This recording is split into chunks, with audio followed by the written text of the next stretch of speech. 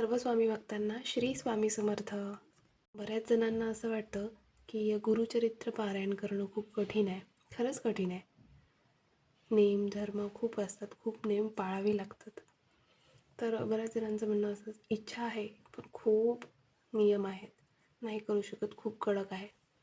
मी असं म्हणते की तुम्ही एकदा नक्की गुरुचरित्र पारायण करून बघा.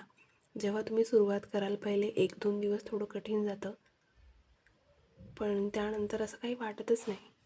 सवय होऊन जाते. जेवढं कडक आहे असा भ्रम असतो आपल्या मनामध्ये, तो पूर्ण नाहीसा होऊन जातो. आणि आपण एकदा गुरुचरित्र पारायण केलं की आपल्याला त्याचं वेड लागल्यासारखं होतं. आपण नेहमी करतच राहतो. गुरुचरित्र पारायण नेहमी करण्याची इच्छा आपल्या मनामध्ये आपोआप जागृत होते. असा अनुभव कुणाकुणाला आला आहे. कुणी श्री गुरुचरित्र पारायण करण्याआधी घाबरला होतात आणि केल्यानंतर असं वाटलं, अरे हे तर सहज होऊन गेलं, कसे 8 दिवस गेले कळलंच नाही. असा अनुभव कुणाकुणाला आला आहे मला नक्की सांगा. लाईक करा, शेअर करा, फॉलो करा आणि कमेंटही करा. श्री स्वामी समर्थ. जय जय स्वामी समर्थ.